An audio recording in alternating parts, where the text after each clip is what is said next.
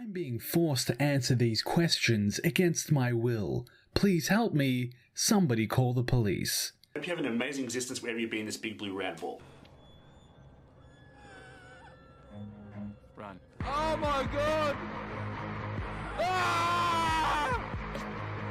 Ah! Just eradicate.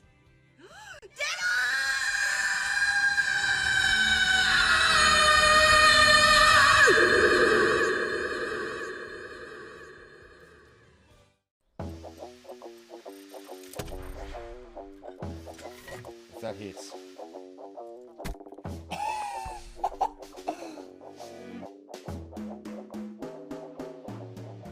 I heard about Ninja streaming with Drake earlier this year. I had originally made a Twitch account years and years and years ago that I never used. I thought, hey, I'll check this Ninja guy out, see what he does, see what it's about. Watched him for a few streams and was like, oh yeah, this is pretty cool, this is pretty awesome. And then Ninja raided a very small streamer who had like 6 viewers at the time. And this guy handled it like a complete champ. Well, see, I'm a creative person and I also love geek and nerd culture. Love sci-fi, I love games, I love discussing this stuff as well. So, you know, I came to Twitch as a way to express that, to build a community of people, a family, to be able to have those discussions with every day and talk about things and laugh at things and tell stupid jokes and just have fun, you know? I was playing competitive Call of Duty and I decided to show off the moves on twitch.tv and showing me flexing on the kids and just going boom baby on everyone. And basically I was playing World of Warcraft and running a raiding guild, mythic raiding guild, and originally we tried to do it as a recruitment strategy. That did not work, but I'm glad I did. I met so many amazing people who played WoW, and I still play WoW with quite a few of them. People who are still my moderators a couple of years later. Do not recommend as recruitment strategy. No. I got into streaming in 2016 by doing commentary for Rocket League on my channel and other people's channels, and I figured as soon as NBN was available in my area that I would start streaming and get into it. Since then I've built a fantastic community. Love it every day. I started streaming a little bit more than 12 months ago with the hopes to meet like-minded people that wanted to share their experiences with me as I did with them, and that is exactly what I did, and I enjoyed it so much that I continued doing it. I started streaming in 2012, tried streaming The Old Republic when that first came out, but I had no concept of video resolution, bitrate, none of that, and as such it resulted in a very, very poor attempt at live streaming. PUBG had just come out. One of my friends was having withdrawals and wanted to watch me play, so he got me to set up OBS and stream for him. Got around the office and a lot of people tuned in, we were chatting, it was a lot of fun. I got the bug and the rest is history. So for me, it's something of a support network. If I ever have an issue or ever feel the need to sort of talk, I can just jump in there and say whatever I need to say and off I go.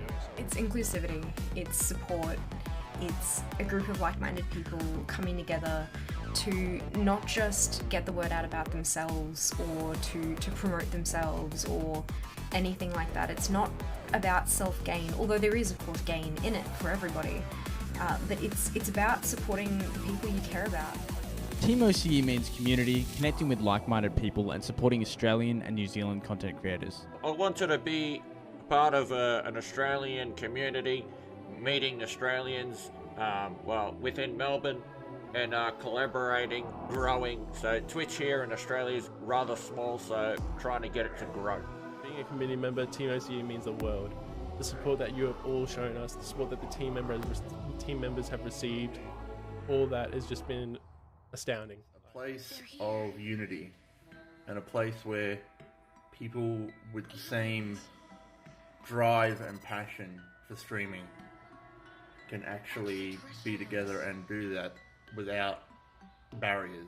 Team OCE is a communication hub for people to meet people that they never knew that existed in the Twitch OCE community before, and Twitch worldwide, for people that want to be involved in it. But also it, grows friendships, it grows ideas together, and it brings just a whole big community together as one big family. Well, To me, it's family. At the end of the day, it's a bunch of people to get together and have a common goal to achieve something amazing together. Not just like the classical, let's go there and hit that target, like that's marketing jargon. Anyone think I work in marketing? But also about, you know, knowing that you can be there for each other if you're having a bad day. You know, knowing that someone can make you laugh, and no matter how lonely you can get out there sometimes, there's always someone there, you know? I'm actually pretty passionate about martial arts when I'm not streaming. When I am streaming, I'm very passionate about getting people to have a good time, have a laugh. Yeah, that's about it, really. Next question. Is my two cats, and I have a black cat, Loki, and a grey cat with a white milk stain across her lip, Nixie. Obviously my partner supports me at the moment, and she's an amazing source of my resilience. But I'd say I'm passionate about my family. I'm passionate about working towards things and sort of pushing myself and challenging myself. I am passionate about indie games and charity. Well, video games, duh. But apart from the gaming, honestly, health in all of its forms, mental health and physical health as well. I am passionate about just building this community to what it can be.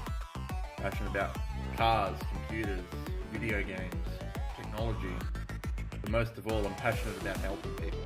To me, it's a creative process and exploring. I love creativity, I love what it allows us to achieve, and being able to share that with people and deep dive into games from the point of the creative process. Well, I'm passionate about community, I'm passionate about streaming, I'm passionate about video games.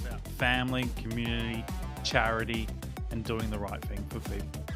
And most of all, snags. I love the snags on the Barbie. That's what I'm most passionate about, okay? Above everything else, snags on the Barbie, ladies and gentlemen. I mean, look, at the end of the day, it's all about putting a smile on your face, okay, guys?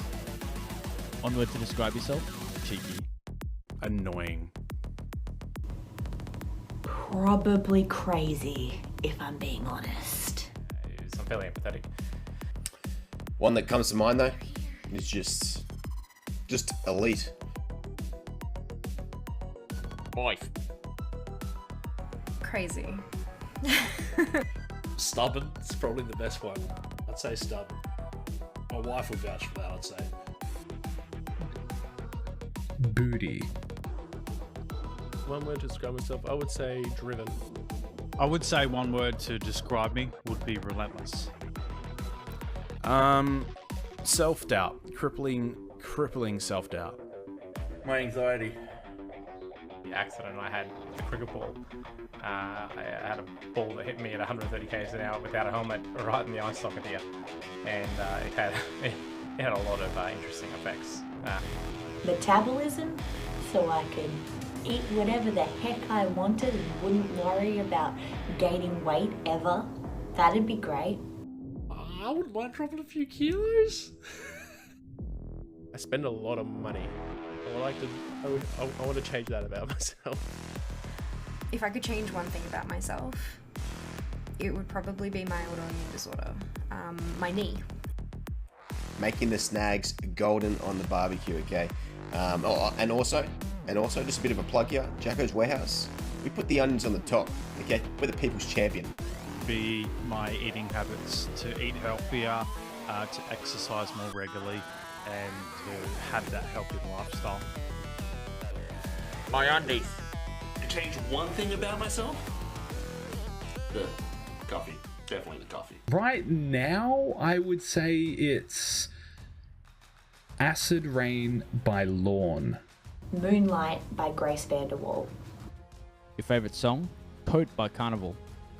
My favourite song would definitely have to be Lose Yourself by Eminem. One song? You're gonna make me choose one song? Alright. Well, it's going to be We're in This Together Now by 9 Inch Nails. The New Day by Carnival. Check it out. I find myself often going to the Lord of the Rings soundtrack. That's just for me, music to my ears in my head. Meatloaf, Metallica, anything at all. Hit it with it. Anytime you want, I'll come down and chill with you. All Hope Is Gone by Slipknot. That's a big one. A Little Piece of Heaven by Avenged Sevenfold. That would be My Plague or the new Abuse remix of My Plague from the Resident Evil soundtrack by Slipknot. Who's my favourite streamer? Well, it's actually Kind of Funny Games. They do a bunch of podcasts, shows, and Let's Plays. You should check them out. Ooh. I got too many, but dementia's kicked in, so I don't remember. Probably Dr. Lupo. It's just something about Lupo, man. My favourite Twitch streamer would have to be Tinder Tatman. Without a doubt, that has to be Wild. Twitch.tv/WYLD. Who's your favourite Twitch streamer? It'd have to be Warwitch. The first one I ever worked with and still work with today, and that's Sneaky Shadow. Summit 1G. He's a pretty down-to-earth dude, a good entertainer, no matter what he's playing, and he always makes me laugh. Would have to say my favorite streamer at the time was a streamer called Nazy, and if you don't know who she is, I'm sure if you were to put her name in search, it would come up pretty quickly. She sells seashells by the seashore. She sells seashells by the seashore. She sells seashells by the seashore. She sells seashells by the seashore. She sells seashores by the seashore? Say, she sells seashells by the seashore. You say it! She sells seashells by the seashore. Well, okay, that's too easy, okay? Easy, baby. I'm flexing all over that, baby. Too damn easy, so. Right. She sells seashells by the seashore. I'll say it again for you. She sells seashells by the seashore. Okay, here we go. She sells seashells by the seashore. She sells seashells by the seashore.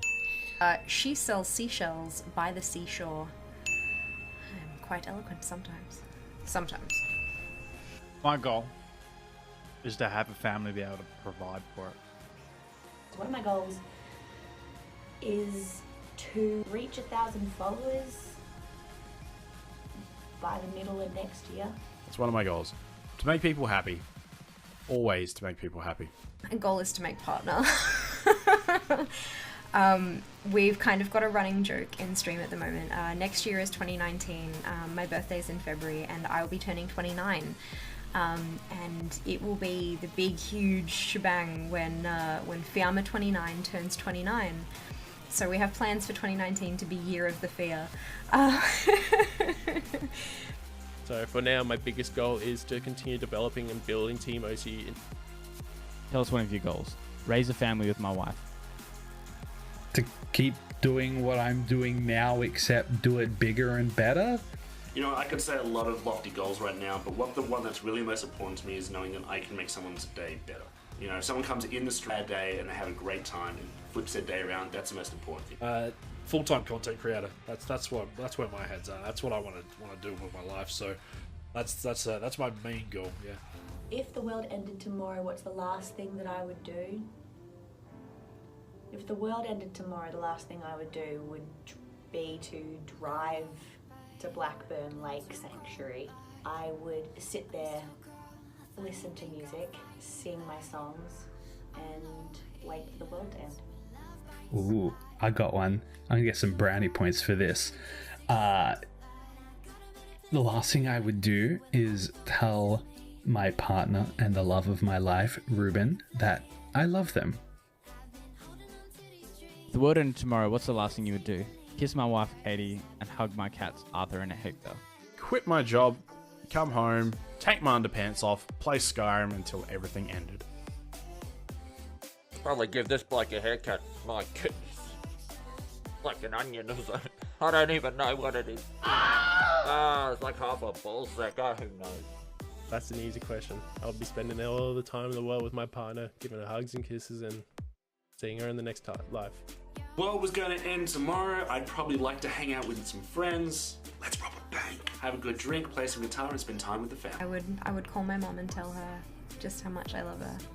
And thank you for all of the support that you've given me throughout my entire life. Last thing I would do would probably be toss up between spend time with the family or play games. One of those. Probably spend time with the family. Do the right thing. Do is probably spend it with the closest friends and family that I have, to enjoy every last moment with them.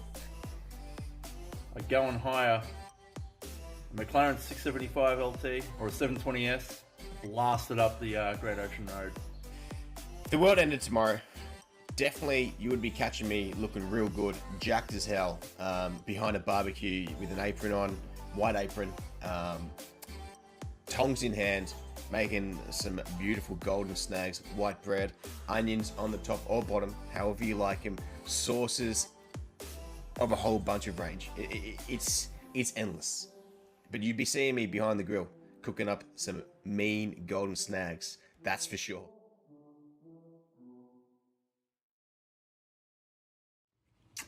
Thanks for watching. See you later.